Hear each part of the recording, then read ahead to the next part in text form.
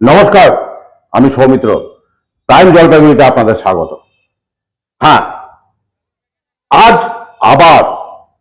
আবারও আপনাদের কাছে আমরা তুলে ধরছি একটি সাপের খবর। কোথায় জানেন? জলপাইগুড়ি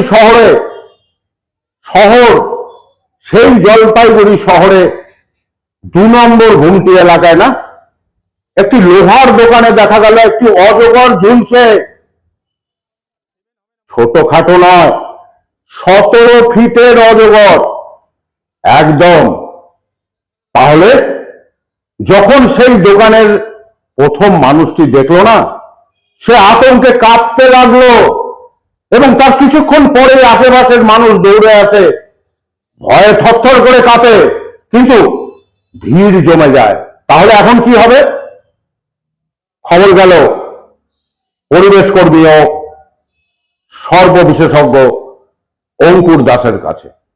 হ্যাঁ, সর্বপ্রেমী অঙ্কুর দাসের কাছে খবর গেল এবং গ্রিন জলপাইগুড়ির সদস্য অঙ্কুর দাস ছুটে এলো 2 নম্বর ঘুমটিতে। আর আপনারা দেখতেই পাচ্ছেন কিভাবে সেই দোকানে অজগর সাপটি ঝুলছে।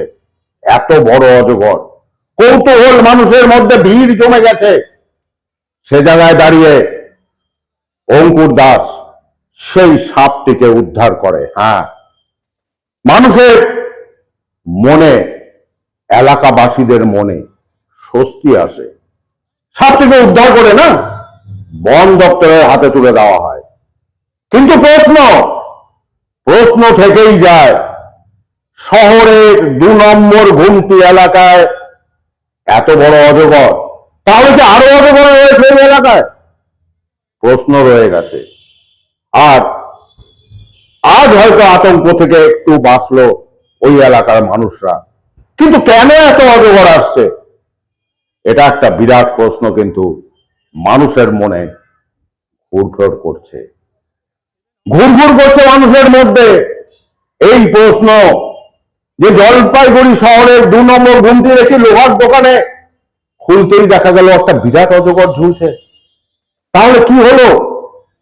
অজগর কি শহরে চলে এলো?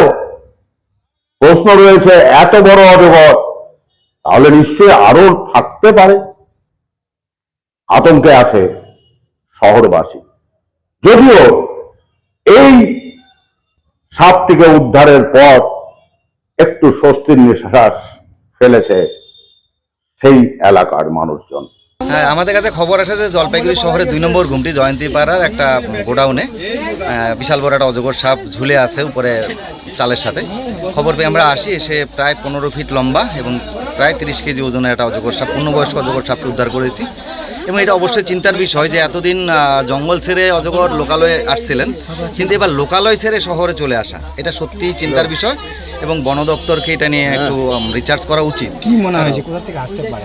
না, অ্যাকচুয়ালি বৈকুণ্ঠপুর জঙ্গলের থেকে যে নদীগুলো আছে, নদীর থেকে ড্রেনের একটা সংযুক্ত শহরের আছেই, এবার নদী হয়ে ড্রেন হয়ে শহরে আসতেই পারে। এবং এই অজগরটা নিয়ে আমাদের কাছে অনেকদিন আগে একবার খবর গেছিল জয়ন্তীপাড়া থেকে, কিন্তু সেদিন আমরা আসার পরে আর সেখানে রেস্কিউ করা যায়নি, কারণ এমন জায়গায় চলে গেছিল আর খুঁজে পাওয়া যায়নি।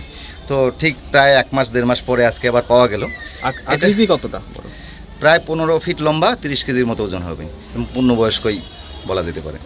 15-20 দিন আগেই দেখছি আর কি আমরা পাড়ার ছেলেগুলো আমরা দৌড়াইছি ওকে ধরার জন্য, এক বাথরুমের ভিতরে ছিল আর কি। হ্যাঁ, অজগর।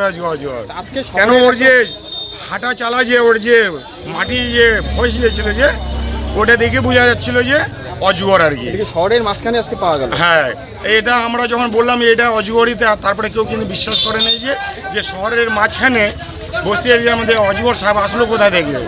এটা আমরা তাজ্জুব আর কি, আমরা অচঙ্গা হয়ে গেছি।